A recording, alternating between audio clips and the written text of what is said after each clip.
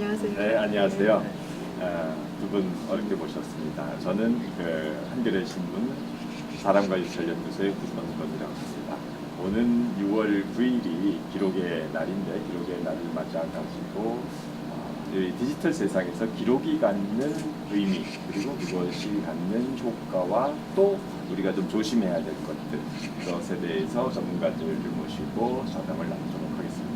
기록의 날이 6월 9일인데 많은 분들이 기록의 날이 왜 만들어졌는지 그리고 기록의 날이 뭔지 그리고 왜 기록의 날이 6월 9일인지 뭐 모르는 것도 있을 것 같습니다. 예. 그래서 설명을 좀 원장님 해주시죠. 예. 국제기록협의회라는 단체가 있어요. ICA라고 International Council on Archives라고 하는 전 세계의 예를 들어서 한국의 국가기록원 같은 국가적인 기록관리 기구의 연합회라고 볼 수 있는 단체가 있습니다. 2016년에는 한국에서 세계기록총회라고 하는 큰 행사를 국가기록원과 한국의 기록공동체와 함께 했던 적도 있고요. 그 단체에서 이제 6월 9일을 1946년부터 기록의 날, 아카이브스 데이라는 이름으로 기념을 하고 있어요. 이게 우리나라와 관련성이 있는 거라기보다 전 세계 기록 전문가들이 그건 세계 기록의 날이다라고 세계 기록의 날이에요. 인터내셔널 아카이브스 데이.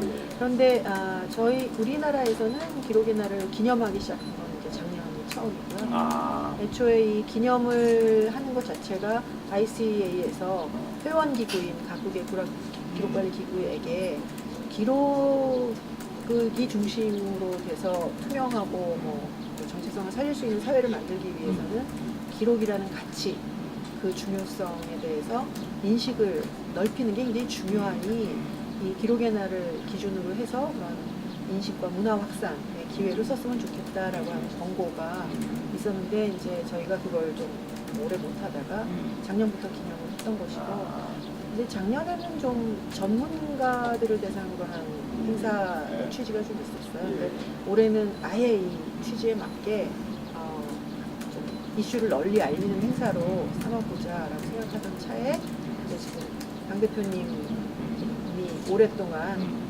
사실 고군분투해 오시던 디지털 유산 어워드라고 하는 것을 같이 좀 만들어 보는 게 좋겠다라는 게 합의가 되어서 좀 다르게 기념하게 되었습니다. 이제 6월 9일이 토요일이라 날짜는 6월 9일인데 실제로 저희가 기념하는 올해의 날짜는 6월 8일 금요일입니다.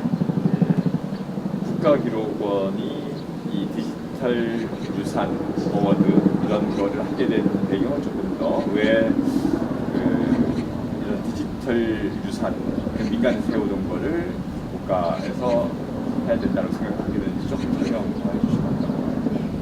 그 디지털 유산은 사실은 개인도 만들고 단체도 만들고 국가도 만들고 민간도 만들고 사실은 최근 몇 년 사이에 우리 사회 구성원들 사이에서 기억이나 기록의 중요성에 대해서 주목하시는 분들이 굉장히 많아져서 저희도 좀 기록 관리를 업으로 생각하는 사람들도 좀 많이 놀라고 있는데 인터넷 강국 한국답게 사실은 21세기 들어서 20세기 후반부터 중요한 기록들은 사실 대부분 디지털 형태로 생산이 되죠.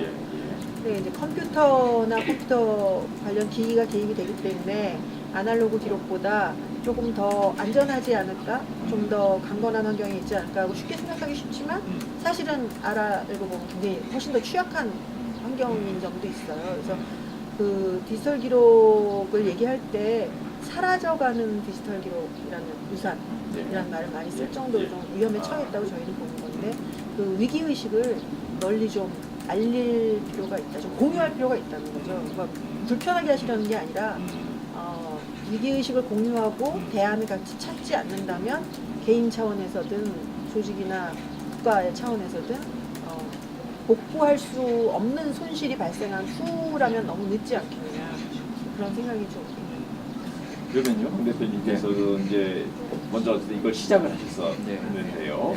시작하시게 된 그 최초에 우리가 재단에서 디지털 유산을 어워드를 만들어야 되겠다라고 하는 거 그 시점에서 왜 만들게 됐는지 한번 설명해 주시면. 참 재밌는 얘기인데요. 뭐냐면 저희 재단이 디지털 유산과 관련해서 첫 프로젝트한 게 정보 트러스트 어워드라는 정보 트러스트라는 단체가 있었어요. 그 단체가 있었는데 그 단체가 이제 저희 쪽에 후원 요청을 사실은 해왔어요. 근데 어떤 후원 요청을 해왔냐면 스키조라는 문화 웹진, 그러니까 우리나라 최초의 문화 웹진이 있는데 그 문화 웹진이 없어졌다. 근데 그걸 좀 복원하면 좋겠다. 그 안에는 정말 많은 문화 컨텐츠와 데이터와 이런 게 다 있는데 그걸 좀 복원하면 좋겠다. 그래서 이제 그분들 만나서 이야기하는 중에 보니까 그분들은 또 이렇게 기술도 조금 부족하시고 등등등등 이런 게 있어서 한번 같이 복원해 봅시다 라고 해서 다음 세대 재단이 정보 트러스트라는 단체하고 함께 스키조 복원을 처음 시작을 했고요. 문화 웹진. 근데 그 이제 복원하는 계기를 통해서 저희 재단이 뭘 느꼈냐면 빠르게 변하는 세상에서 디지털이라는 것도 제대로 기록되지 않으면 뭔가 사라지고 없어져서 나중에는 뭔가 기억해 볼 수 있는 것들이 별로 없겠다. 그래서 어찌 보면 기록이 기억을 지배하는 세상이 됐는데 그 기록이라는 게 없어질 가능성이 아주 당연히 있겠다라는 생각을 해서 그때부터 이제 시작을 하게 됐고, 그래서 처음에는 뭐부터 시작을 했냐면 대중들하고 우리 국민들하고 같이 해서 그 본인의 하루들을 좀 기록해보자. 그래서 본인의 디지털 하루를 기록해서 그거를 조금 다 올려놓으면 나중에 전부 역사가 되지 않겠냐. 뭐 이런 형태의 캠페인을, 그러니까 그거는 뭐 기록의 의미보다는 의식계에 대한 어떤 캠페인을 시작을 했고, 하는 중에 보니까 이제 어떤 일들이 벌어지냐면 뭐 기자님 잘 아시다시피 디지털 환경 자체가 약간 디지털을 표현을 뭐라고 해야 되나, 포식자들이 생기면서 그 어떤 사기업이나 민간 기업의 디지털 컨텐츠 생산 및 보존에 관련된 게 너무 많이 위양되고 그들이 시장을 다 먹기 시작하면서 사실은 기록을 제대로 보존한다는 게 어떤 의미인지 잘 모르겠고, 기록해야 될 또 보존해야 될 기록들도 자꾸 사라지고 뭐 이런 게 있어서, 그렇다 그러면 이걸 어워드 형태로 한번 이렇게 선정을 해서 해드리면 좀 보존도 되면서 환기도 되지 않을까? 많은 사람들이 디지털 기록이라고 하는 게 그게 왜 사라지냐, 잘 그게 조금 이해가 안 될 것 같아요. 왜냐하면 요새 안 지워져서 잊혀질 권리라고 오히려. 하는 얘기를 하고, 뭐 한 번 만들어진 데이터가 내 PC엔 없어도 클라우드에 있고 남의 PC에 다 있는 이런 세상에서 디지털 기록이라고 하는 게 우리가 굳이 보존해야 될 필요성이 있는가? 기록 전문가이신 원장님께서 좀 설명을 해주시죠. 맞아요. 대표님이 포식자 얘기하셨는데요. 싸이 홈피가 서비스를 중단했을 때 집단 충격 생각해 보시면 그 생태계 이 포식자들이 중심이 되는 작은 생태계 하나가 없어질 때 거기 담겨 있던 내용들이 다 없어질 수밖에 없는 의존성, 기술 의존성 때문인 거예요. 물론 당시에도 아마 최대한 본인들의 페이지 내용은 갈무리를 하는 방법이 없었던 것은 아니겠지만, 이 인터넷 자료의 속성상 서로 연결되어 있는 링크가 갖는 맥락이 굉장히 강한데 그거 살리지 못한다고 하는 것들이 굉장히 중요하고요. 이것처럼 그 아날로그 기록은 없어질 때 없어졌다는 흔적을 남겨요. 타다 남은 흔적이라든지 물에 젖어 불어버린 흔적이라든지. 근데 디지털 기록은 없어질 때 정말 흔적을 안 남기고 없어져요. 그냥 어느 날 그냥 없어져요. 그냥 우리 인터넷 검색하다 보면 더 이상 없는 페이지입니다. 뭐 404 not found 이게 굉장히 많죠. 호스팅 서비스가 중단될 때 없어지고요. 다행히 호스팅 서비스를 중단해도 그 컨텐츠를 소유하는 사람이 갈무리해서 갖고 있으면 다른 호스팅 서비스에 얹을 수도 있겠으나 놀랍게도 그거를 주인들이 사실 관리하지 않아요. 가장 단적인 사례가 아래 한글 버전 1.0이죠. 아무도 안 갖고 있어서 지금 공개 수배라는 용어를 쓰나요?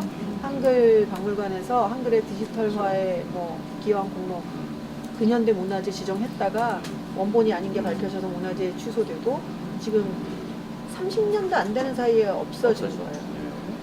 그러니까 이게 보존한다고 하는 게 이렇게 저희 이렇게 얘기하거든요. 종이 기록 같은 경우에는 여기 그냥 두면 아무 일도 안 벌어지게 하면 있어요. 근데 디지털 형태의 경우에는 두고 아무것도 안 하면 없어져요. 훨씬 더 적극적인 조치가 필요한 거예요. 기술 방식도 그렇고 보존하는 방식들도 다 달라지고, 그리고 기록 삭제에 대한 용이성 같은 경우도 훨씬 비슷하게 크고요, 사실은. 그리고 디지털, 그러니까 그 아날로그 같은 경우 진본성이라는 게 있어서 사실은. 근데 디지털은 이제 진본성, 워낙 이 카피 뭐 이런 것도 많아지고 있어서 진본성이라는 게 거의 사라진 상태의 디지털 자료에서 뭔가 삭제됐을 때, 그래서 그거의 진본성을 찾아가기도 정말 어렵고, 예, 뭐 그런 형태죠. 그래서 참 안타까운 얘기인데요. 그러니까 스키조를 저희가 복원했거든요. 예. 문화웹진 복원했는데, 그것 또한 세월이 지난 이후에 지금 또 나파운드가 복원한 걸 또 잃었어요. 예, 복원한 걸 또 잃었죠. 몇 년도에 처음이에요? 스키조가? 그게 스키조가 98년쯤. 예, 98년. 아니. 2001년. 2001년 만들어진 네. 걸 복원한 게 2003년? 2002년. 2002년도에 해가지고 2003년에 복원했는데 지금 15년 만에 또 사라진 거예요. 그러니까 뭐냐면 이게 기술에서 보여주는 아키텍처 방식이 다 달라지니까 안 보여지는 거죠. 그걸 대응을 안 하면. 그러면요. 일단 지금 말씀하신 것처럼 아날로그는 두면 되지만 이건 계속 이게 적극적인 거죠. 동적인 형태의 데이터이기 때문에 동적인 형태의 데이터를 잘 보존하는 방법, 그리고 이제 뭐 이용하는 게 가장 잘 보존이 되는 거겠습니다만은 뭐 이용하는 게 달라지고 또 이용자들도 달라지고 하면서 생겨나서 이 디지털 데이터를 잘 보존하는 방법은 어떤 건지 정말 아날로그 같은 경우에는 원래 만들어진 그걸 갖고 있으면 돼요. 예. 근데 전자에서는 원래 생산되었던 비트 스트림을 갖고 있다는 게 아무 의미를 갖지 않기 때문에 그것을 불러들일 수 있는 능력, 그걸 재현성이라고 하거든요. 재현성을 유지하는 게 중요해요. 네, 근데 그거보다 더 이제 진본성의 측면에서 움직이는 방식은 에뮬레이션이라고 하는데, 우리가 좀 일상적으로 쓰는 용어로 치면 뷰어예요. 뷰어가 있는 거죠. 뷰어를 필요할 때 100년 전 문서, 50년 전 문서를 필요한 시점에서 보편적인 전산 환경에서 불러일으킬 수 있는 뷰어를 생산할 능력을 유지하는 거. 에뮬레이션이 굉장히 진한할 수 있어요. 이게 기술의 노화가 이제 이 디지털 보존의 가장 큰 적이라고 하는데, 노화는 새 기술이 등장할 때 어제까지의 새 기술이 오늘부터 노화하는 거거든요.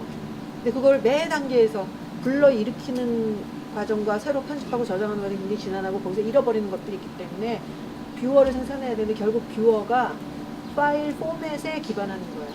아래아 한글의 2.0을 읽을 수 있는 뷰어를 생산할 수 있는 능력. 그러니까 그 파일 포맷, 우리가 보통 확장자라고 부르는 파일 포맷을 그대로 재현할 수 있는 능력을 관리한다는 말은 파일 포맷에 대한 통제력을 갖는다는 뜻이고, 현재 국가기록원이 2년 전부터 디지털 포맷 레지스트리라는 것을 만들었어요. 거기는 이제 이런 문서나 뭐 영상이든 사진이든 기록이 생산되는 포맷들을 등록하는 인터넷, 그러니까 디지털 저장소인 거죠. 거기에 뭐 이런 확장자는 뭐 어느 생산 애플리케이션이고 어느 업체에서 언제부터 언제까지 어느 OS 오퍼레이팅 시스템에서 돌아갔고 어떤 하드웨어와 호환한다 라는 정보까지만 지금 저희가 최대한 갈무리 하려고 하고는 있으나, 지금 재작년인가 저희가 정부기관에서 생산한 전자기록들을 일체 좀 조사를 한번 해봤는데, 이렇게 관리해야 되는 포맷의 숫자가 1000개예요. 그 중에 일부는 지금 안 열리는 것도 있어요. 아직 대다수는 아니지만 뷰어가 1000개 있어야 된다는 얘기죠. 그게 지금 저희가 굉장히 급한 측면이 있고, 근데 이제 그게 파일 포맷에 대한 정보가 엄연히 지금 지적재산권이 살아있는 정보잖아요. 그거를 이제 정부가 함부로 아무리 많은 공공기록과 민간기록이 그걸 기반으로 생산됐다고 해서 그걸 통제하겠다고 그냥 나설 수 있는 일은 아니잖아요. 그러니까 좀 사회적인 합의가 좀 있어야 돼요. 그게 저희의 지금 제가 그동안 뭐 개인적으로 강 대표님하고 같이 십몇 년을 디지털 유산 어워드 갖고 활동을 해왔던 그런 이유도 물론 이런 협업과 결정에 영향을 미치겠지만, 국가기록원이 공공기록의 철저한 생산과 관리, 보존을 위한 근본적인 사명을 달성하기 위해서 굉장히 다급한 상황이 된 일이기도 한 거죠. 지금. 그러니까 저희들 같은 경우도 지금 포맷에 관련된 말씀드렸지만 민간에서 할 수 있는 게 너무 작거든요. 그러니까 민간에서는 어찌 보면 약간 캠페인성의 인식 제고 활동인데 실제 이게 그 보존에 관련된 실질적인 액션을 취하려 그러면 제 생각에는 정부, 민간, 사회가 뭔가 합의를 만들고 뭐 하지 않으면 사실은 어느 순간 이건 다 민간화되고 개인화되고 해가지고 나중에는 보존들을 아예 열어볼 수도 없는 포기. 상태가 되거나 아니면 온라인에서도 있었던 파일 포맷을 암만 다운받아도 볼 수 없는 환경이 돼버리거나 등등등 뭐 이럴 사항이 이제 놓이는 거죠. 그러면 이런 디지털 기록, 디지털 유산에서 좀 좋은 사례, 그리고 좋은 사례. 뭐 조금 안 좋은 사례는 우리 좀 네, 아까 아래 한글 뭐 이런 것도 하나인 것 같긴 네, 한데 네. 그런 그 우리가 참조할 만한 사례들을 좀 말씀해 주시죠. 뭐 당장 머릿속에 떠오르는 사례는 네. 호주의 국립도서관에서 운영하고 있는 웹 아카이브 사례가 참 좋아요. 판도라라고 하는 사이트인데 그 사업을 하게 됐던 호주 국립도서관의 사서 선생님을 제가 한번 만난 적이 있어요. 어느 날 호주 국립도서관에서 오래 일한 사서 선생님인데 마가렛 필립스라고. 어느 날 앉아서 이렇게 생각하니까 2001년이나 이쯤인데 2000년에 시드니에서 올림픽이 있었는데 한 1년 지나서 이렇게 생각해보니까 그때 굉장히 많은 홈페이지들, 인터넷 활동들이 공식, 비공식, 문화예술, 체육, 뭐 산업 여러 사이트들이 있었는데 그거 지금 어딨지? 국립도서관은 기본적으로 그 나라의 언어로 그 나라 사람들이 만들어진 퍼블리케이션들, 간행물들을 납본받아 수집해서 다음 세대로 전승하는 게 있는데 디지털 세상에서는 웹사이트들이 그런 게 아닐까? 누가 관리하지? 싶어서 쭉 보니까 없더라는 거예요. 1년밖에 안 돼도 호스팅 서비스를 계속 할 리가 없잖아요. 그렇지. 그래서 이제 그때부터 자기하고 한두 명의 직원들하고 수집을 하기 시작했어요. 근데 우리 왜 국립중앙도서관에 오아시스 있잖아요. 네, 오아시스. 국립중앙도서관도 그렇고 국가기록원에도 정보 공공기관 웹사이트 수집하는 프로젝트가 있어요. 그래요? 근데 이제 국립중앙도서관하고 우리 국가기록원 방식은 웹 로봇 수집하는 로봇을 사용해서 긁어오는 방식이에요. 긁어오는 방식은 허락을 받고 긁어오죠. 국가기록원 건 어쨌든 국가기관과니까 협의를 하고 긁어오긴 하지만 로그인을 해서 들어가야 되는 심층이라고 하는 거 가져오지 못해요. 그 국립중앙도서관은 저작권 문제 해결이 안 돼갖고 껍데기만 긁어와요. 협의 없이 진짜. 그래서 열심히 긁어오긴 했는데 사실 이제 볼 수가 쓸 없는 수가 거예요. 없어. 서비스가 불가능해요. 저희도 지금 공공기관에서 긁어온 게. 근데 호주의 경우에는 선별을 엄격하게 하죠. 뭐를 우선순위에 따라서 아카이브를 할까? 협의를 잘 해갖고 서비스 가능한 상태로 가져와서 보여주고 있는 거예요. 또 수집 건수가 많지는 않은데 그러면서 이제 작은 사례로 정말 서비스까지, 선별부터 서비스까지를 좀 잘 생각을 하면서 대량을 성과를 올리는 게 아니라 질적으로 사업을 키워나가면서 굉장히 좋은 모범 사례가 되고요. 저작권 문제, 협의의 문제. 그러니까 저작권 문제, 지금 당장은 저희가 지금 이 파일 포맷이 다급해갖고 이것만 갖고 말씀드리지만 특히 민간에서 주요 사이트들에 대해서 보존 노력을 하려면은 저작권을 충분히 존중을 하면서도 그 저작권의 권리의 침해가 발생하지 않는 시점이 오잖아요. 뭐 사업이 종료된다든지, 뭐 그것으로 더 이상 어떤 권리를 행사할 이유가 없어진다든지, 이런 이유가 생기거나 하는 어떤 그 기점을 기준으로 해서 갈무리를 해서 아카이브를 할 수 있게 하는 특례조항 같은 법 개정 작업이 결국 좀 이게 허용이 돼야 돼요. 그런 의미에서 우리 디지털 유산 어워드 같이 활동 오래 하셨던 윤종수 판사님이셨다가 지금 변호사님이신 윤종수 변호사님이 하고 계시는 크리에이티브 커먼스의 그 저작권 공유 노력, 요것도 굉장히 중요한 맥락에서 같이 연결이 되는 내용입니다. 그렇죠. 디지털 유산 보존하고 정보 공유에 관련된 형태는 불가분해하게 디지털 시대 저작권이 달라지고 있습니다.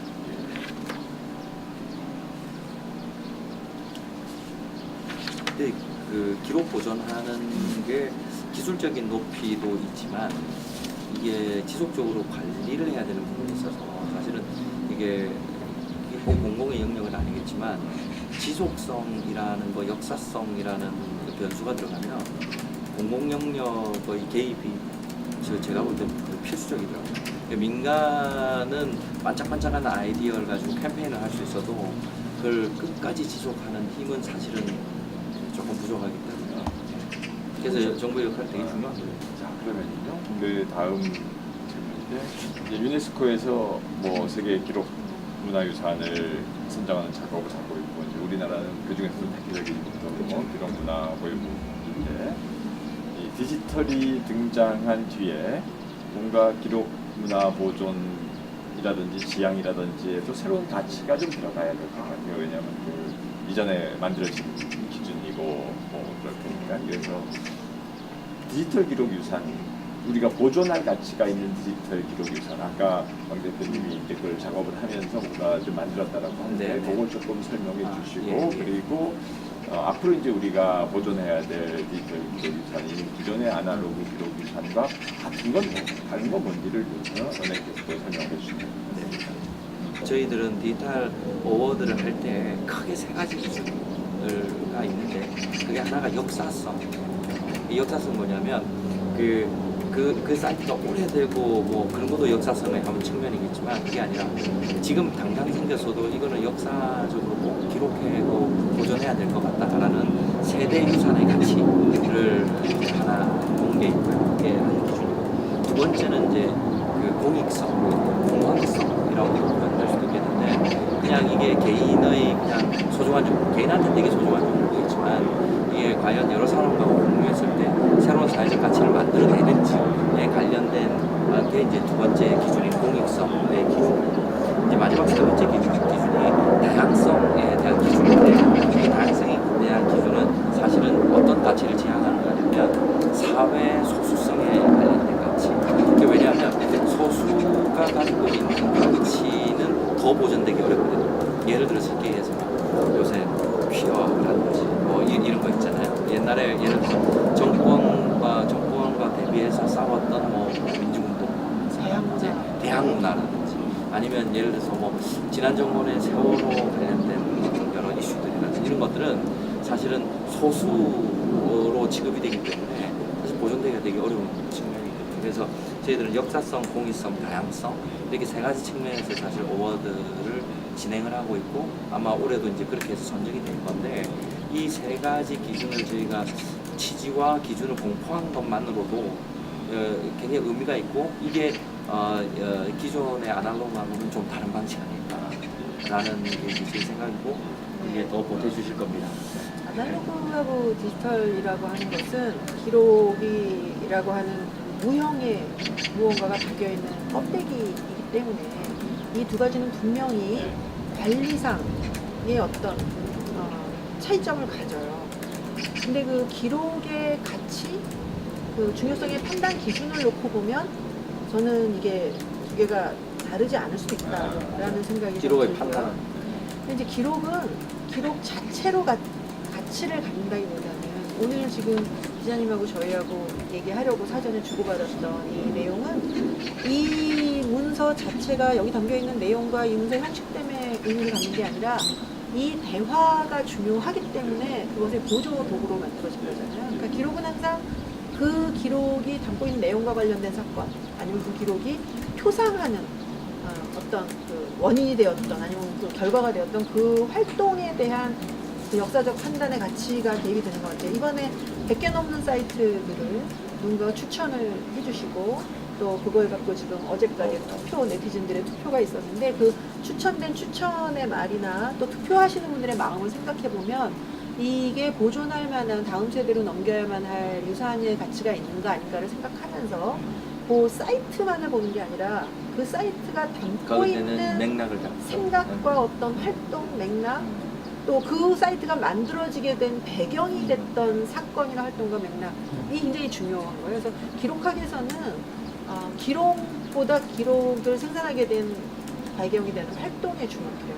그 활동이 알려져야 돼요. 그런 점에서는 아날로그나 디지털이나 저희는 같다고 봐요. 그렇죠. 크게는 잘게 들어가면은 좀 또 달리 봐야 되는 측면이 있을 수도 있겠습니다. 이제 이 세상이 이제 점점 다 모든 게 디지털화되면서 자동 기록이 되고 있는 세상이라고 하는데 또 그것만은 아니네요.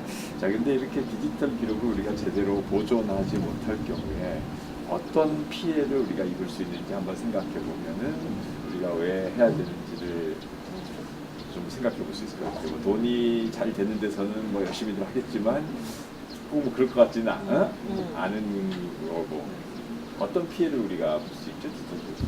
사실은 그 약간 이거야말로 아날로그와 디지털의 경계가 별로 없는 이슈인 것 같거든요. 왜냐하면 아날로그 같은 경우도 기록이 사라지고 나면 우리의 기억도 다 사라질 가능성이 높고 디지털도 마찬가지인 경우이기 때문에 생산의 방식이 이제 바뀌고 있고 소통의 방식이 바뀌고 있으니까 당연히 아날로그적 소통의 아카이브 방식은 뭐 이제까지 도서관이 됐던 뭐가 됐던 기록이다.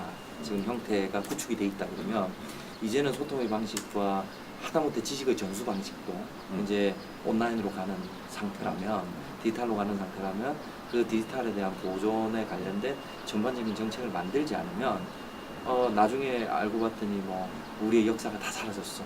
온라인에서 이야기하는 역사가 다 사라졌어. 이렇게 될 수도 있다는 거죠. 그러니까 사실은 이거는 그냥 기록에 관련된 아주 보편적인 얘기 아닐까.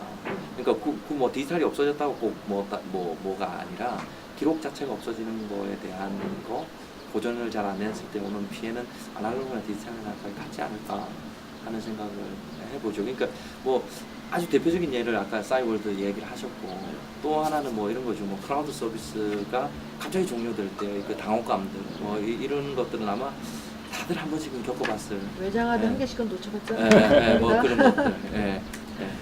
참 무섭죠. 그런데 이제 그러면은 기록이 만들어지는 되죠. 그리고 그것이 이제 없어지게 됐을 때 이제 기억이 소멸되는 그런 효과로 이어진다는 점에서 본질이 이제 같지만 구체적으로 이제 그러면은 그 중요한 기록을 보존하는 방법에 있어서는 상당히 차이가 있을 수밖에 없어요. 우리가 뭐 왕조실록, 뭐 팔만대장경 이런 거를 어떻게 보존했는지 그때도 이른바 이제 사본과 분산도장 뭐 이런 것들을 했는데 지금 디지털 기록을 우리가 잘 보존하기 위해서는 어떻게 해야 되는가? 좀 기술적인 방법도 있을 것 같긴 한데 좀 차이점이 있을 것 같습니다. 많은 사본이 확실히 보존에 유리한 건 사실이에요. 예. 그래서 뭐 그 사본이 많을수록 좋다라는 음. 방식의 미국의 도서관 기반 프로젝트 이름이 Lots of copies make stuff safe. 줄여서 락스 이런 그 프로젝트가 예. 이제 디지털 간행물과 관련된 프로젝트가 있고요. 최근에 또 기록에 이건 꼭 뭐 안전을 위한 분산 보장의 의미도 있지만 함부로 변조 못하게 하기 위한 신기술로 떠오르고 있는 블록체인 저는 이런 얘기들도 있는데 그것만 갖고는 완전한 방법은 아니에요. 그 제한력의 유지라는 말씀을 드렸잖아요. 제한력을 유지하기 위해서는 결국은 그 기록을 represent 생산되었던 형태와 같거나 같을 수는 없죠. 최대한 유사한 형태로 이게 컴퓨터 화면이 됐던 뭐 다른 유형의 스마트 기기나 어쨌든 재생할 수 있는 기기가 되었든 그 환경, 이용하고자 하는 시점에서 보편적으로 사용하는 기술 환경에서 리프리젠트 할 수 있도록 하는 역량을 갖기 위해서는 아까 말씀드린 것처럼 파일 포맷의 관계 정보에 대한 통제력 그 포맷 정보만이 그 재현에 필요한 기술 정보인 것은 아니고 아까 말씀드린 것처럼 운영체제, 뭐 하드웨어라든지 무언가를 읽어드리는 재현하는 데 필요한 기술, 그래서 재현 기술이라고 부르고요. 재현하는 데 필요한 정보들이 약간 양파처럼 그 디지털 비트 스트림을 인간이 컴퓨터 화면에서 읽어드릴 수 있는 문자로 바꾸기 위한 문자 스킴들이 있잖아요. 아스키 코드 같은 거. 이것도 이 코드 체계를 안 갖고 있으면은 변환을 못해요. 그러니까 이런 것까지 다 Representation Information Network라고 불러요. 재현 정보의 네트워크. 그럼 모든 정보에 대한 그 정보를 사용해서 재현할 수 있는 환경을 재구축할 수 있는 기술 정보들을 통제하는 것. 그게 현재로서는 가장 핵심적인 보존 활동이에요. 이게 이제 원장님께서 이야기한 아주 기술적인 얘기고, 이제 저는 이제 어쨌든 민간에 있으니까 어떤 얘기를 하고 싶으냐면, 예를 들어서 우리 인류가 박물관을 만들고 도서관을 만들고 그다음에 묵사기를 만들고 그리고 창고를 만들고 파일 저장하는 예를 들어서 파일철을 만들고 했던 과정의 그 첫 노정에 있는 거 아니냐, 디지털로서는. 이게 이제 누군가 처음에 박물관 만든다고 했을 때 왜 만드냐고 분명히 했을 거고, 그 다음에 그 도서관 만드냐, 야 그거 가서 사보면 되지 왜 만드냐고 분명히 했을 건데, 그거 왜 만드냐의 질문을 지금 받고 있는 게 디지털 문화유산인 것 같거든요. 근데 이제 저는 왜라는 합의 과정이 일단 선행이 돼야 될 것 같다. 그러니까 왜라는 합의 과정은 정부부터 민간까지 다 나서서 합의 과정을 충분히 만드는 게 가장 중요한 것 같다. 이게 이직 제고가 가장 제일 먼저 중요하고, 이제 Y가 해결되고 나면 그때부터는 그러면 어떻게라는 형태로 가야 되는 것 같다. 그래서 제가 볼 때 저희가 디지털 무산 어워드를 국가기록원하고 같이 하는 건 사실은 Y를 만들기 위한 나의 작업인 거고, 그 Y가 충분히 구성되고 나면 아마 디지털 기록과 관련된 보존과 관련된 정말 사회학계의 전문가들이 다 모여서 사실은 정책도 만들고, 그러니까 쉽게 이야기하면 새로운 박물관, 새로운 도서관을 만드는 형태의 형태가 만들어져야 되지 않을까 하는 새로운 직업이 만들어질 네, 거라는 뭐 얘기를 했어요. 새로운 디지털 직업. 아키비스트라든지 디지털 아키올로지스트라든지 이런 직업들이 맞아요. 필요할 거라는, 그게 현재로서는 그 직업에 적합한 역량을 가진 분들이 없지만 현장의 필요에 따라서 새로운 직군이 양성돼야 되지 않겠느냐라는 얘기하죠. 제가 자꾸 기록원장인데 기술 얘기를 하고 민간에서 오신 양반이 자꾸 역사성과 성별의 이야기를 하는데, 디지털이 사본 제작의 용이성 기타 등등 때문에 굉장히 많은 연사 기능이 생기고 나서 사진들이 얼마나 들어오나 몰라요. 똑같은 사진 36장씩이 막 들어오는데 그걸 다 보존할 거냐, 보존하기 위한 설비와 노력과 뭐 여러 가지 들으니까 그 중에 뭘 선별할 거냐, 또 어느 날의 행사를 기록한 뭐 영상과 뭐 이것 중에 다를 할 수는 없어요. 다를 보존한다는 얘기는 이용하기도 어렵게 한다는 뜻이에요. 그렇죠. 그것을 선별하는 기준도 굉장히 중요한 정책이에요. 근데 그 왜 할 건가, 무엇을 할 건가라는 논의가 굉장히 탄탄하게 정리가 되고 나면 방법이 어떻게는 방법이 나오겠죠. 예, 기술력들의 역량을 네. 믿습니다. 네, 그렇죠. 그죠? 네. 방법은 나옵니다. 그러면. 네, 사실은 이제 저희가 디지털 유산 어워드 할 때 가장 많이 질문 받았던 게 야, 이게 디지털 기록은 좀 쉽잖아. 근데 뭐 그렇게 굳이 보존하려 그래? 라는 왜라는 질문 제일 많이 받거든요. 근데 왜라는 질문이 저희가 시작한 지 이 사업을 시작한 지 15년이 넘었는데도 아직도 이제 왜라는 질문을 받는 거니까 아직 사실은 좀 멀었다 이렇게 보는 거죠. 근데 사실은 이게 개인적인 상태를 본인들이 조금 상상하고 유추해 보면 왜라는 답은 사실은 금방 나오거든요. 예를 들어서 내가 정말 소중하게 아껴봤던 사이트가 갑자기 사라졌네.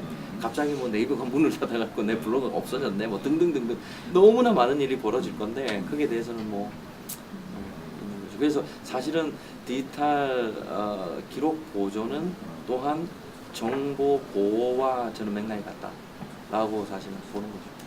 그래서 그 안에서는 저작권 이슈도 같이 아마 이야기가 돼야 될 것이고, 아니면 개인정보에 관련된 이야기도 같이 돼야 될 거고, 그러기 때문에 사실 디지털 보존에 관련된 아젠다를 띄우는 것은 디지털 전반의 정책들과 다 연동이 있을 것 같다. 그렇기 때문에 왜라는 합의와 무엇을이라는 합의가 제일 중요한 거 아닌가 하는 생각입니다. 그리고 사실 저희 재단의 역할은 다 거까지인 것 같습니다. 이렇게 하고 그리고 하면 수많은 아키비스트들이 모여서 네. 근데 이렇게 이제 정보가 많이 생산된다라고 하는 것, 지금 뭐 연사 기능 나왔고 이렇게 또 말씀을 듣다 보니까 선별하는 업무도 대단히 중요할 것 같아요. 이게 선별돼서 분류되어 있지 않으면 그 사실 아무 의미가 없죠. 의미가 없는 건데. 이건 아날로그 시절에 우리가 고민하지 않았던 새로운 정보 더미 밑에 앞에서 고민해야 되는 것 같은데, 디지털 상황에서 그러면은 무수한 연사 사진 중에서 다양한 종류의 비디오 파일과 포맷 중에서 어떤 것이 더 보존 가치가 있다라고 하는 판단을 해야 될 것 같은데 그런 것들은 어떻게 구체로 사실 선별의 필요성은 기록학 입장에서는 사실은 새로운 고민은 아니에요. 네.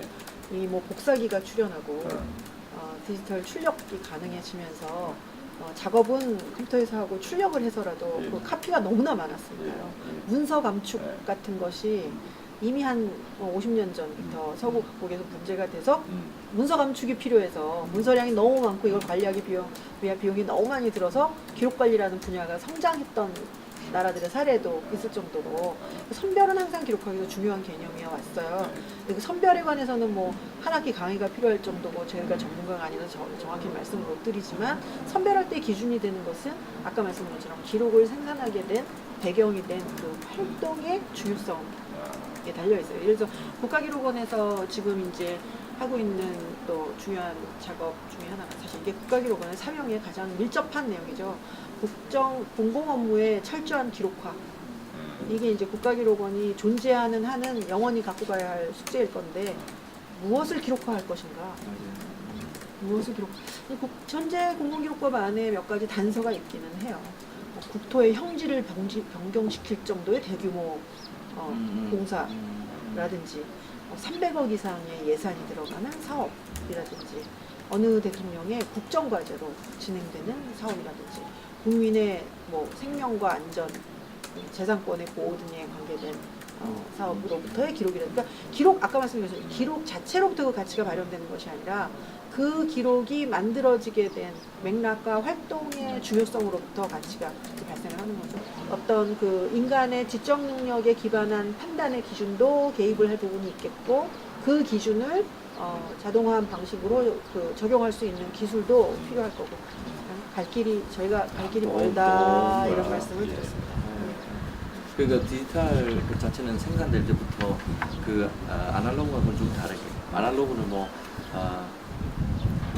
무등산 언덕에서 내가 글을 썼다 이렇게 이제 남겨야 되지만 디지털은 사실은 그 글을 쓰지 않아도 그 어디에선가 무엇인가 남긴 거가 사실은 디지털 색인들이 생기기 때문에 디지털 색인들과 인덱스와 그거를 선별하는 기준과 맥락과 이런 걸 해서 그것도 선별하는 게 나와야 될 것 같은데요. 왜냐하면 그거는 그러니까 아날로그하고는 다르게 인간이 하나하나 보면서 하기는 제가 볼 때는 어려울 것 같아요. 디지털 정보에 대해서. 또 좀 문제 곤란한 게 현재 공공기록법에 따르면 공공기관에서 생산된 기록이 국가기록원으로 이관되는 시점이 생산 후 10년이에요. 근데 디지털 기록은 10년이 지나면 이미 강산이 2번째 달했어요. 스키즈 복원 사이클 2번 지났잖아요. 그죠? 그러니까 넘어온 다음에 그러니까 리액티브하게 반응하면 이미 늦어요. 그러니까 저희가 지금 이번에 법 개정도 하고 조직 개편도 하면서 역점을 두는 기능이 정부가 업무를 수행하는 그 전산 환경의 변화를 계속 주시하고 있어야 됩니다. 새로운 포맷의 등장, 새로운 운영체계, 하드웨어의 등장, 그리고 업무 협업하는 방식이 지금 또 달라지잖아요. 모바일이 업무에서 많이 사용되기도 하고 이런 생산 환경에서 생산 환경이 결국 업무 수행 환경인데 업무 수행 환경에서 업무를 하면서 결국 업무를 하면서 기록이 생산되는 건데 그 환경에서 발생하는 정책적, 문화적, 기술적 변화들에 대해서 그때그때 감지를 할 수 있는 모니터링 체계 굉장히 중요하다. 그 모니터링을 또 인간의 관찰력을 갖고 할 수도 있지만 시스템으로 해야 되는 거고 또 그것을 법으로 의무화하는 이런 부분들이 좀 다 필요하다라는 문제의식이 좀 같죠. 근데 사실은 저는 좀 조급한 게 있거든요. 왜 마음 잡고 조급해지냐면 아날로그 역사가 돌아가는 사이클의 속도하고 디지털의 속도가 너무 차이가 있어서 자칫 놓쳐버리면 한 군데가 이렇게 확 비워버릴까봐 그래서 사실은 디지털 암흑시대? 네, 디지털 암흑시대. 그러니까 이거를 논의하고 합의하고 무엇을 선별하고 이 과정이 길어지면 길어질수록 그 보존의 암흑시대가 분명히 존재할 것이고 나중에 아마 한 100년, 50년 흐른 뒤에는 2000년부터 언제까지가 디지털 기록의 암무식 시대였다 이렇게 정의될 수도 있다. 그 시대를 제가 산 건 너무 싫다 뭐 이런 거지. 근데 이제 우리가 뭐 왕조 문화의 한국 조선의 특징이기도 하지만 유달리 우리가 보존을 잘 했었죠. 네, 했죠. 잘 했었죠. 네. 잘 했는데 그런 게 지금도 우리가 그런 기록과 보존의 문화가 선조들이 만들어 놓은 그 기록과 보존, 남달랐던 기록과 보존의 문화가 우리 문화에도 좀 있다고 보시는지, 그것과는 좀 달라졌는지. 제가 이거는 완전 비전문가로서 어. 말씀을 좀 드리면 그 사실 우리나라의 기록의 역사는 지금 말씀하셨듯이 힘 있는 사람들, 권력 있는 사람들의 기록의 역사였다고 저는 생각하거든요. 그래서 사실은 민초들, 민중들, 국민들의 기록에 관련돼서는 사실은 뭐 크게 요새 뭐 생활사 뭐 이래갖고 뭐 몇 개 되긴 하지만 이제 그런 의미에서 보면 사실 디지털이 우리에게 열어준 건 소통할 수 있는 미디어의 확장을 저희들한테 준 거기 때문에 사실은 이제 힘 있고 권력 있고 뭔가 이벤트를 주도하는 사람들의 기록이 아니라 그냥 일상을 살아가는 사람들의 기록이 사실 모여서 역사가 되는 환경이 디지털 환경이기 때문에 사실은 조금 컨셉 자체가 좀 바뀌어야 된다 아닌가 뭐 이런 생각은 하고 있어요. 과거에 있었던 일을 오늘에 참고하고 되돌이켜봄으로써 미래를 생각해보는 행위라는 거예요. 내일이 없이 오늘을 사는 사람들은 일기를 쓰지 않아. 더 나은 내가 되기 위한 사람들이 일기를 쓰죠. 국가나 사회도 기록을 남기는 거는 기록을 통해서 뭔가 잘못된 게 있다면 좀 돌아보고 오늘도 좀 바꾸고 더 나은 내일을 만들겠다고 생각하는 그 생각의 기반 위에 기록 문화가 생기는 것 같아요. 제가 기록학이라고 하는 분야에 들어온 게 2002년부터인데요. 처음엔 사실 뭐 기록 뭐 그거 어떻게 다 하고 뭐 업무에 방해되지 않아 뭐 이런 생각들이 참 많았어요. 좀 외롭다고 생각하기도 했었는데 세월호 이후에 기록으로 기억하겠어.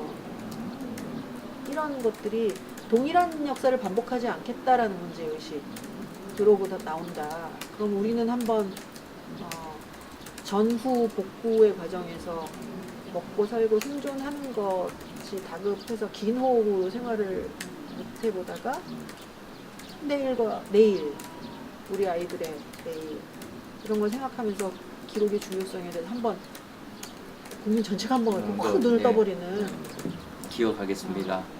그러니까 뭐 조선왕조 시절에 눈부신 실록의 전통 그날 뭐 그때는 또 문자가 소수에게 독점되었던 시절이니 대표님 말씀하신 것처럼 가진 자의 기억이 유일하게 살아남은 기억인 것이고 강점기가 있었고 전쟁이 있었고 이제 뭐 문화는 필요에 따라 만들어지잖아요. 그냥 혼자 생긴다기보다는 필요에 따라 다시 기록 문화가 다시 꽃피울 수 있게 된 환경이 생긴 것이 아닌가 그렇게 생각하게 돼요. 예, 그동안 우리가 좌담을 하고 있는 동안 정재승 교수님께서 급하게 나타났죠. 강의를 안녕하십니까. 마치고 네, 안녕하세요. 오셨습니다. 반갑습니다. 네. 아이고, 예. 예. 여기서 저희- 보니까 더 각별히 반갑습니다. 네. 우리가 이제 디지털 유산 어워드 또 디지털 기록의 중요성에 대해서 말씀 많이 나눴는데 네. 정재승 교수님께서 이거 아주 초반부터 계속 작업을 해오셨어요. 네. 공학자가 바라보는 디지털 유산이라고 하는 게 무엇인지 네. 그리고 왜 이런 일을 여러 해 해오시면서 디지털 유산 작업을 하시는지 조금 경험을 가지고 말씀해 주시면 좋겠습니다. 네, 네.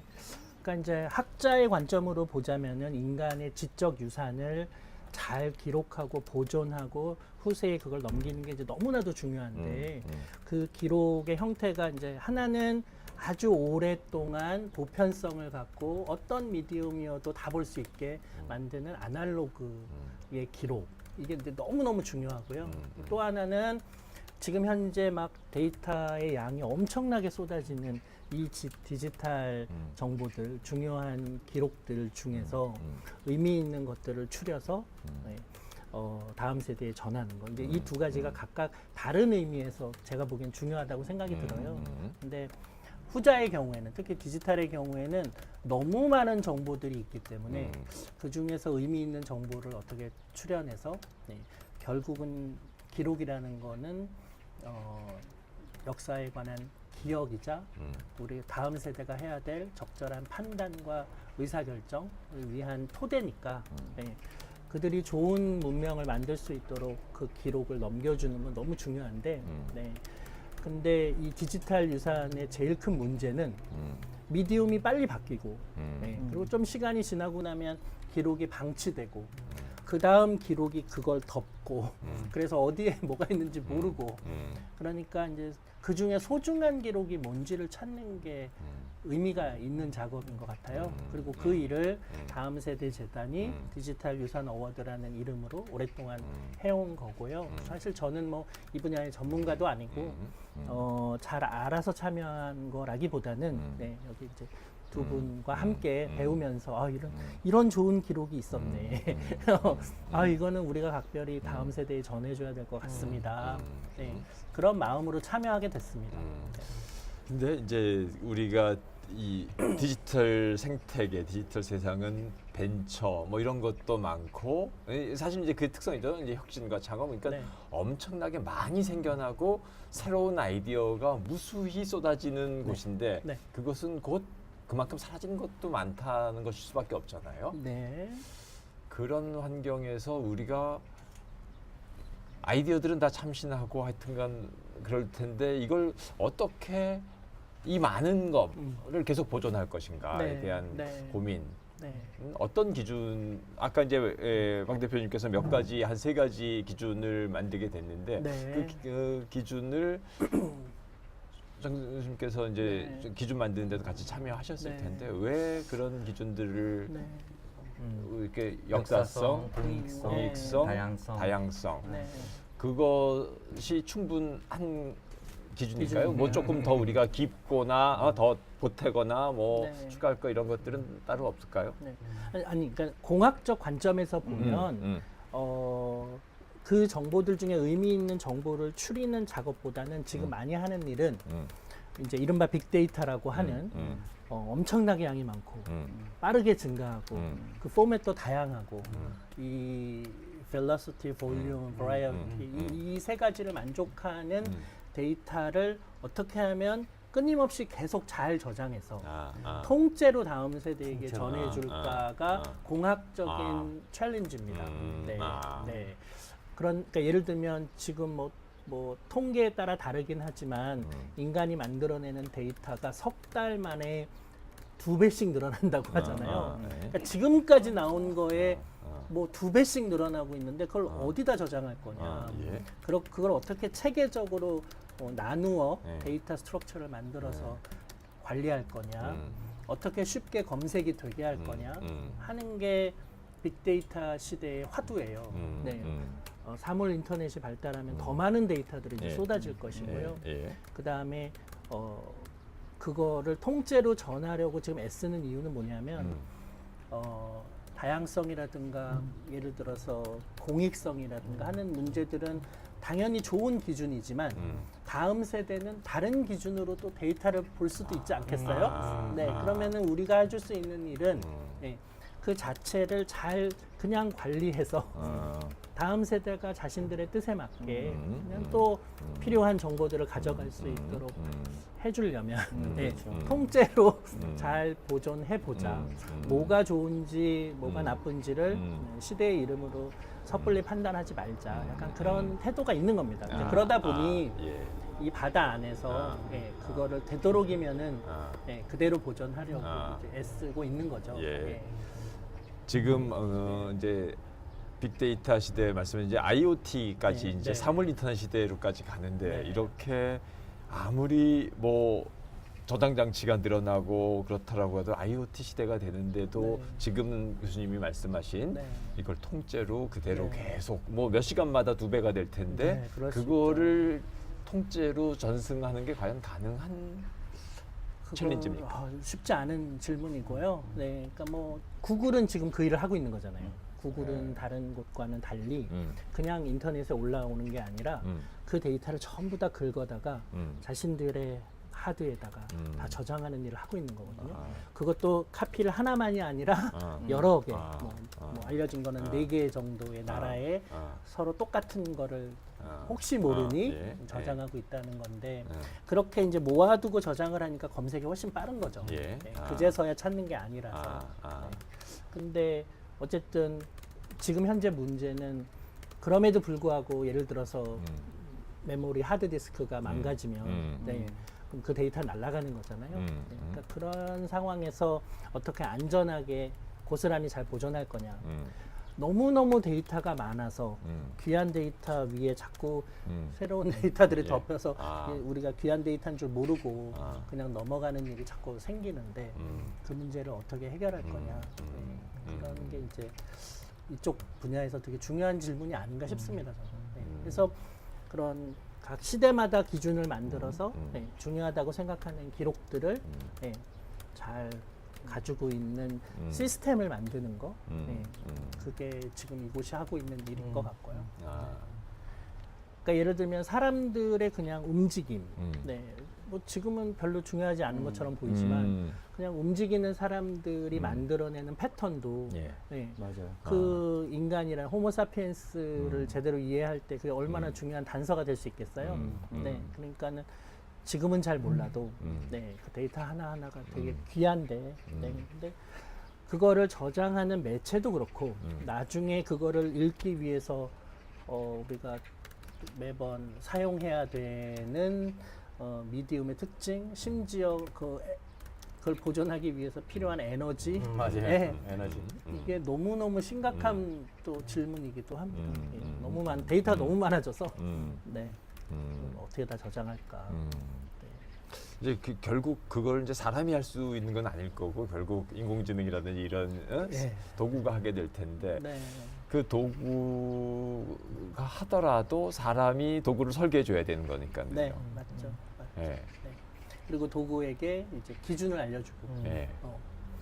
그러니까 저는 이 디지털 유산 어워드 같은 네. 또 그런데 참여하면서 느꼈던 것 중에 하나가 사람들 중에는 참, 그러니까 인간이 만들어내는 자연스러운 데이터들, 쏟아지는 데이터들과는 달리 되게 정성스럽게 한 분야를 차곡차곡 아무도 알아주지 않는데 예, 그 되게 일종의 매니아적인 기질을 가지고 이게 정말로 중요하다고 나는 생각이 들어서 그거를 어디에다 계속 저장해두는 사람들의 노력이 디지털 곳곳에 보이더라고요. 그리고 그거를 지금 찾으려고 사실은 저희가 그동안 애썼고 그래서 디지털들은 수많은 뭐 어디든 그렇지만 뭐 90% 이상이 정보의 쓰레기라고 볼 수도 있잖아요. 예, 근데 예. 그럼에도 불구하고 누군가는 그 안에서 그렇게 의미 있는 정보들을 차곡차곡 저장하려고 애쓰고 그리고 그게 그 다음 세대에 잘 전달돼야 되는데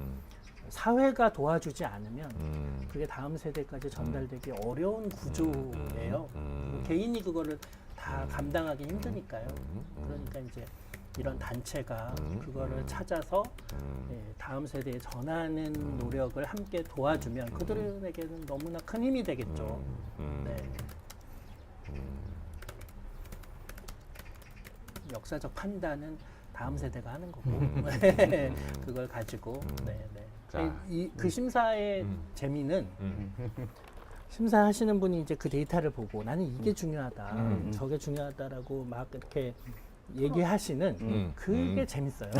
왜냐하면 굉장히 자기 주관적으로 데이터의 중요성을 이렇게 역설하시는데 맞아요. 다 하나하나가 의미가 있거든요. 그리고 또 저 데이터는 또 저렇게 보실 수도 있구나. 또 저분 관점에서 저 영역에서는 또 이 데이터가 중요하게 보여지는구나. 이런 걸 많이 배우죠. 예. 예, 되게 자, 지금 즐겁게 마무리 참여하는 발언을 이제 해야 될 거, 예. 하셔 주셔야 될 것 같은데 그러면은 방 대표님부터 이번 이제 디지털 유산 어워드를 이제 공공과 같이 하시게 되면서 이게 결국 우리 디지털 문화를 우리가 어떻게 발전시켜 나갈까와 관련이 깊은 것 같아요. 네네. 그래서 소회를 조금 말씀해 그 일단 기본적으로는 저희 재단이 10여 년 동안 이 그 디지털 유산 어워드를 하면서 사실 조금 외롭기도 하고 한편에서는 왜냐하면 여러 가지 사회 문제가 있는데 디지털 유산 보존이 뭐게 중요해서 하는 사업을 하느냐의 우선순위부터 해서 아직 그 단계까지는 안 됐다라는 그 약간 시기론에서부터 했는데 다행히 이번에 이제 이건 왜냐하면 정책적인 뒷받침이 되지 않으면 안 되는 건데 국가기록원이 함께 해주셔서 저희 사업이 한층 그 힘을 받았다라는 건 사실이고요. 그리고 또 한편에서는 디지털 유산을 보존하자, 디지털을 보존하자라는 것은 디지털의 아주 기본 정신인 공유, 개방, 협업 이런 정신하고 그냥 일치하는 것 같습니다. 왜냐하면 그게 자체가 보존되지 않으면 공유할 수도 없고 개방될 수도 없고 하는 거기 때문에 그래서 사실은 디지털 문화의 한 부분으로서 보존이라는 게 이제까지는 생산과 소통을 이야기했고 유통을 이야기했다 그러면 보존을 이야기할 단계에 들어와 있지 않은가 하는 생각이 제기되셨습니다. 예. 네. 원장님께서는 근데 이제 제가 처음으로 민간 개방직 원장으로 국가기록원 원장이 되었고 이것도 지금 공공부문에서의 디지털 기록의 문제가 굉장히 심각한 문제가 되어 있어서 원장이 되어서 해야 할 일이 개인적으로 큰 의미를 부여하던 일과 만난 지점이라 저는 굉장히 기쁜 부분이 있고요. 특히 이제 한 가지 걱정은 민간에서 재미나게 하던 일이 공공과 함께 하면서 좋은 사례가 안 되면 어떡하나 하는 걱정도 있었는데 현재까지는 추천 사이트 수가 지금 100개가 넘었어요. 3배고요. 3배 증가. 추천 투표 참여한 사람 숫자도 1000명에서 5000명으로 한 5배가 5배 늘었기 정도. 때문에 또 그것만으로는 이제 양적으로만 말하면 딱 공무원이잖아요, 이거는. 그죠? 방 대표님이 아까 좋은 경험이었다고 얘기해 주셨어요. 좋은 경험. 괜찮았다고 하셨잖아요, 그죠? 네. 이런 평가까지 들었기 때문에 저는 국가기관과 협업하는 게 좀 강요하시는 태도가 네. 공무원스러우셨어요. 강요하기 전에 아까 자발적으로 얘기했는데 그래서 여러모로 저는 너무 당연히. 만족스럽고 네. 또 이 2년 만에 어워드 하는 사이에 엄청난 셀럽이 되신 정 선생님의 이런 도움까지 받아가면서 의미 있는 일을 계속 지속할 수 있을 거고 우리는 계속 만날 거고 이 일을 계속 할 거라는 생각이 매우 기쁩니다. 네. 정 교수님 저는 그 디지털 유산 어워드 자체는 너무 많이 쏟아지는 정보 중에서 진짜 우리가 중요하게 다음 세대에게 전해줘야 될 정보를 이제 찾는 과정. 그리고 이거는 진짜 보존되어야 된다라는 어떤 사명감, 이제 이런 게 굉장히 중요한 행사인데요. 또 하나 이제 되게 일반인들 입장에서 보자면 옛날에 그냥 우리가 살면서 남긴 흔적들은 대부분 기록되지 않고 그걸 널리 남들에게 알리기도 쉽지 않고 그걸 다음 세대에 전하기는 더 어렵고 근데 디지털 환경에서는 그게 굉장히 오랫동안 남고요. 네. 그리고 내가 원하든 원치 않든 간에 어떤 방식으로든 검색이 가능한 시대로 가고 있어요. 네. 그러다 보니까 이게 내가 그냥 무심히 남긴 댓글 한 문장이 내가 그냥 갈기듯 쓴 어떤 글 하나가 이게 평생 또 다음 세대까지 전달되는 일까지 벌어질 수 있거든요. 네, 우리가 심지어 잊혀질 권리를 말하듯이 얘기해야 될 정도로. 그러니까 디지털에서 정보를 만드는 일은 굉장히 신중해야 된다는 사실을 아날로그 때보다 아날로그 때보다 사실은 더 신중해야 된다는 거를 많은 사람들이 충분히 깨닫지 못하면서 정보들을 만들어내고 있는 것 같아요. 네, 그래서 그런 부분들은 좀 함께 생각해 보면 좋을 것 같습니다. 네. 좋은 말씀입니다. 자, 오늘 바쁘신 분들 모시고 우리가 세계 기록의 날을 맞아서 또 디지털 유산 어워드를 국가기록원과 다음 세대전이 같이 진행하게 된 것의 의미를 찾아보면서 의미 있는 말씀 나눠서 고맙습니다. 네. 오늘 수고하셨습니다. 고맙습니다. 감사합니다. 감사합니다. 와우.